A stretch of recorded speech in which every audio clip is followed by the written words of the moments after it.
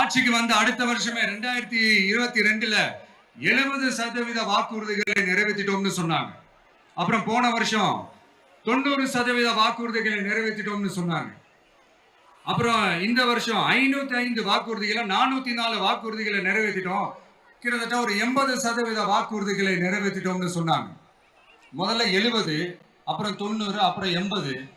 இன்னும் தேர்தல் நெருங்க அது 60, 50, 40, 30, 20ல போய் நிற்கும்னு நினைக்கிறேன். அதையும் அவரே அறிவிப்பாரா என்னமோ எனக்கு தெரியல.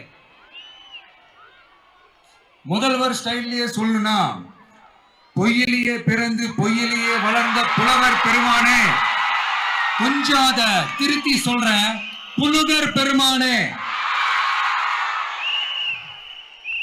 அது இன்னும் பொருத்தமா இருக்கும். அவருடைய அண்ட புழுகு, ஆகாச புழுகு என்ன தெரியுமா? பெண்களுக்கு பாதுகாப்பு தமிழ்நாட்டில் எங்க போனாலும் கொட்டி கிடக்குதா. அப்படி அது உண்மைனா அண்ணா யூனிவர்சிட்டி அந்த பொண்ணுக்கு ஏன் சார் அப்படி ஒரு கொடுமை நடந்துச்சு? கோவை கல்லூரி பெண்ணுக்கு ஏன் சார் அப்படி ஒரு கொடுமை நடந்துச்சு? பெண் குழந்தைகள் பாதிக்கப்படுறதா கிட்டத்தட்ட 1000க்கும் மேலான போக்சோ கேசுகள் ஏன் சார் பதிவானுச்சு? போதைப் பொருள் கலாச்சாரம் கண்ட்ரோலே இல்லாம அது பாட்டுக்கு தாறுமாற எங்கேயோ போய்கிட்டு இருக்கு. வயலன்ஸ் எல்லாம் தலைவிரிச்சு ஆடுது.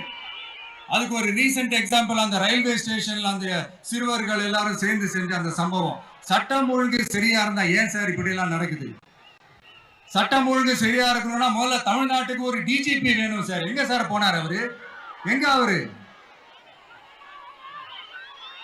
சும்மா இந்த ஆக்டிங் ஆபீசரை வச்சுக்கிட்டு அரசாங்கத்தை நடத்துனீங்கன்னா இப்படிதான் சட்டம் ஒழுங்கு சந்தி சிரிக்கும். முதல்ல தமிழ்நாட்டுக்கு ஒரு டிஜிபியை போடுங்க சார். அதுக்கப்புறமாச்சும் சட்டம் ஒழுங்கு சரியாகுதான்னு பார்ப்போம். சரிப்பா, கேள்வியா கேட்கறியே, நீ வந்தா என்ன செய்வ அதானே கேட்கறீங்க. கரெக்ட், கேட்கணும்.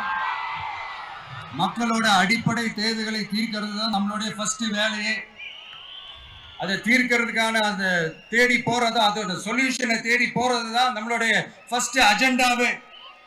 கொஞ்சம் வெயிட் பண்ணுங்க, தேர்தல் அறிக்கை ரெடி ஆயிட்டு இருக்கு. தெளிவான ஒரு தேர்தல் அறிக்கையாவது வரும். என்ன நம்புற உங்களை நான் டிசப்பாயிண்ட் பண்ணவே மாட்டேன்.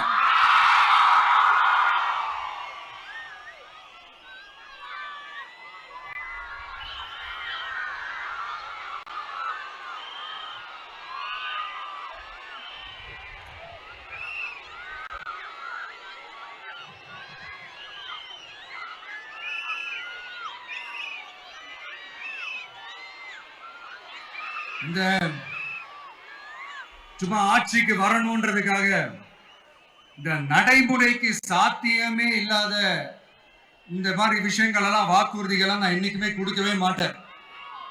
அதே மாதிரி ஆட்சிக்கு வந்ததுக்கு அப்புறம் கூட அவங்க அது தரல, இவங்க இது தரல அப்படின்லாம் பம்மிக்கிட்டு இல்லாம உங்களுக்காக எந்த எக்ஸ்ட்ரீமுக்கும் போய் நான் போராடவும் தயாரா இருக்கிறேன். அதனால நான் மறுபடியும் இதை நான் ரிப்பீட் பண்றேன். இவ்வளவு நாள் இதை நான் மட்டும் தான் சொல்லிக்கிட்டு இருந்தேன். இப்ப களமே சொல்லுது, 2 பேருக்கு நடுவுல தான் போட்டியே.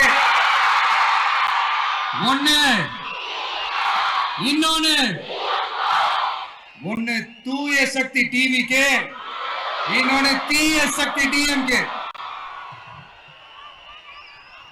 செய்திகளை உடனுக்குடன் தெரிந்து கொள்ள கீழ்கண்ட கேபிள் மற்றும் டிடிஹெச் நெட்வொர்க்குகளில் எம்நாடு செய்தி தொலைக்காட்சியை காணுங்கள். பாதகம் செய்பவரை கண்டால் நாம் பயம் கொள்ளலாகாது பாப்பா. மோதி மிதித்து விடு பாப்பா, அவர் முகத்தில் உமிழ்ந்து விடு பாப்பா. அண்மை செய்திகளை உடனுக்குடன் தெரிந்து கொள்ள இணைந்திருங்கள் எம்நாடு தொலைக்காட்சியுடன்.